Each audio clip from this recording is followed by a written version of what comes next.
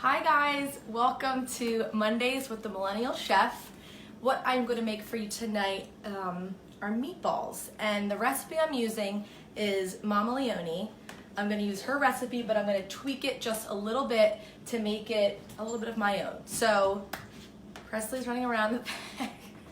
All right, so what we have so far in this bowl is I have 1 pound of ground beef, I have half a pound of ground pork, and half a pound of ground lamb. So traditionally, meatballs are beef, veal, and pork, but I'm gonna substitute the veal with lamb today because I wanna switch it up a little bit and have some different flavor profiles than normally. So that's 2 pounds of ground meat in here.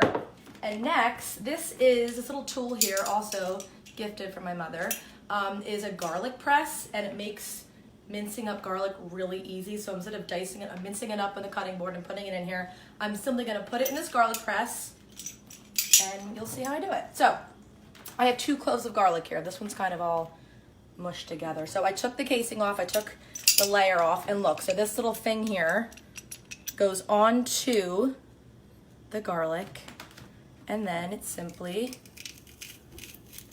presses it. And there you go. Let me get a knife here. So it just makes your life a little easier. I think that's a good tool to have if you're cooking often, is a garlic press. And if you don't have one, obviously you can just mince this up and put it in your mixture here. But why not use this nice little tool here and save some time and effort. All right, 2 cloves of garlic going in.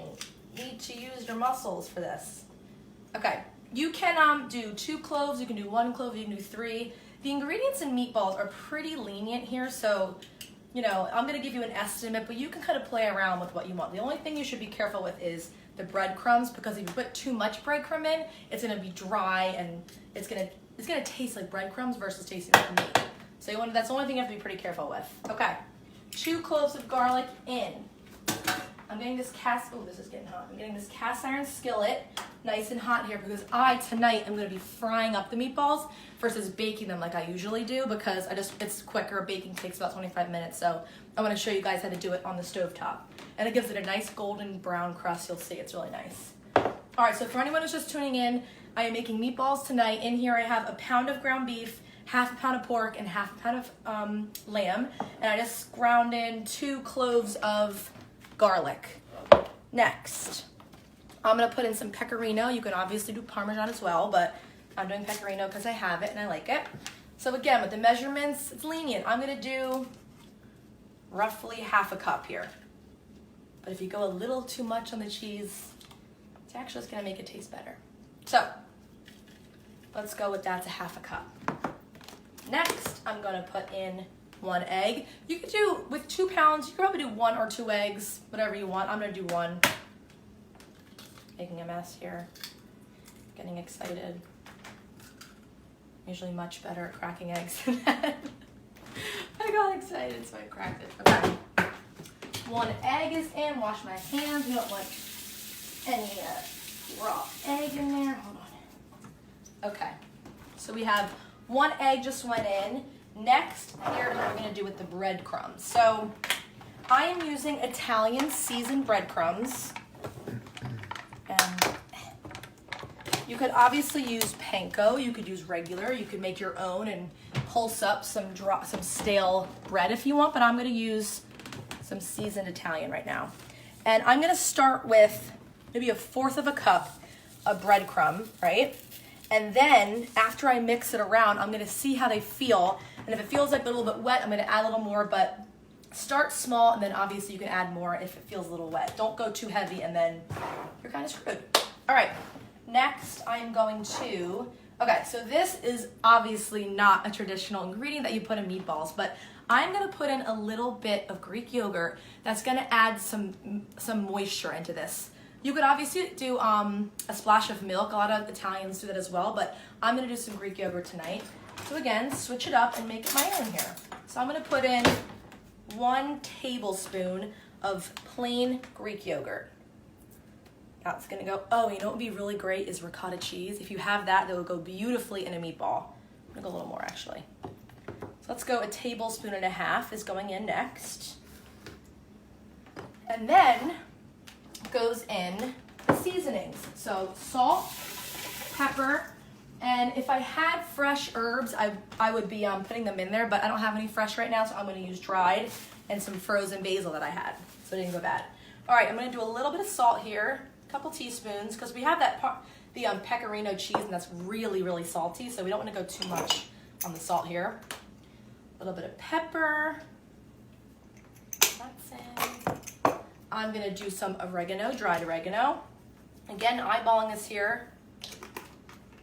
Can't really go wrong with the seasoning, obviously, unless you're like throwing the whole thing in there.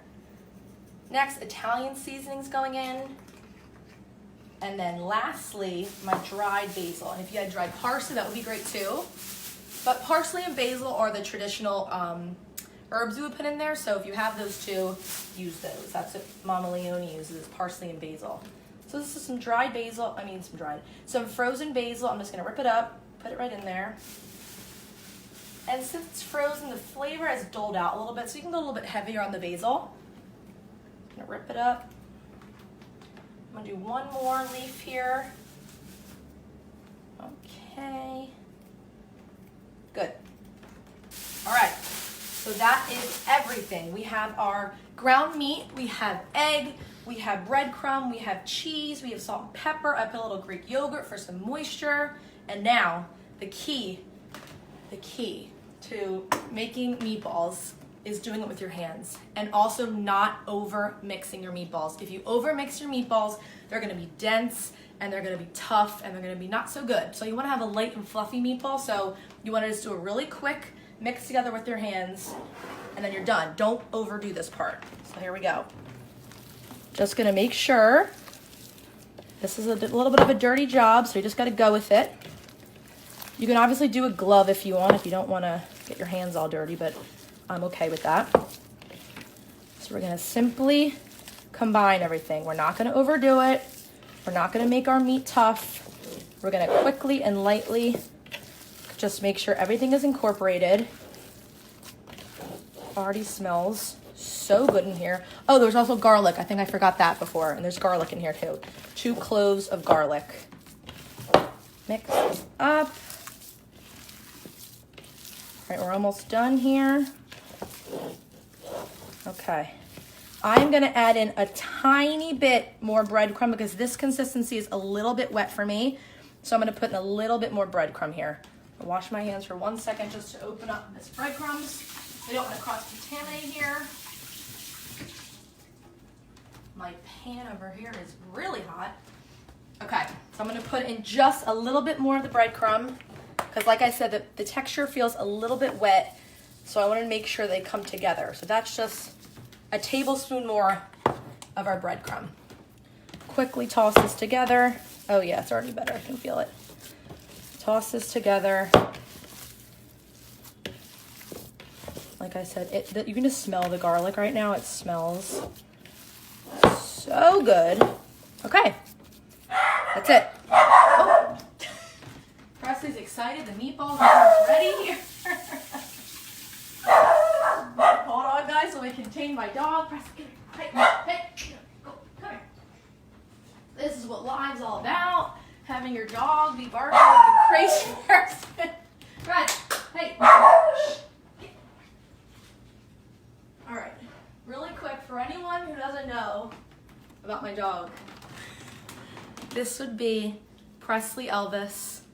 He's the one who's constantly barking, but here he is. Okay, now we are going to roll out our meatballs and just put them on this pan here, but then we're gonna fry them, remember. So, if you have an ice cream scoop, I suggest using it because then you ensure that all of your meatballs are the exact same size. So, I'm going to use an ice cream scoop here. I'm gonna turn this off because our spaghetti squash is done.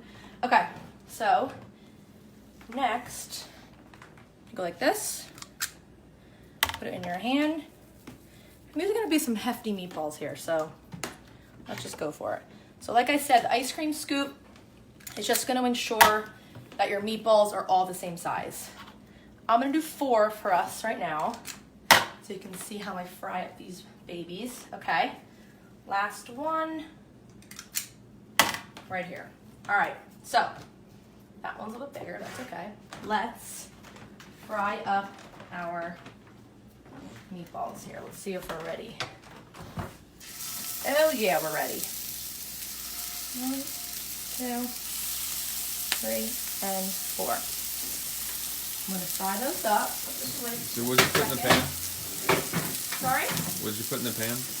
Oh, so in the pan, I just have extra virgin olive oil, and I'm gonna fry up these meatballs. So the key to frying up meatballs is to always have them on the move, because obviously they're circular, so it's gonna be hard to brown all sides. So you wanna just make sure you're rolling them around to make sure everything gets nice and brown.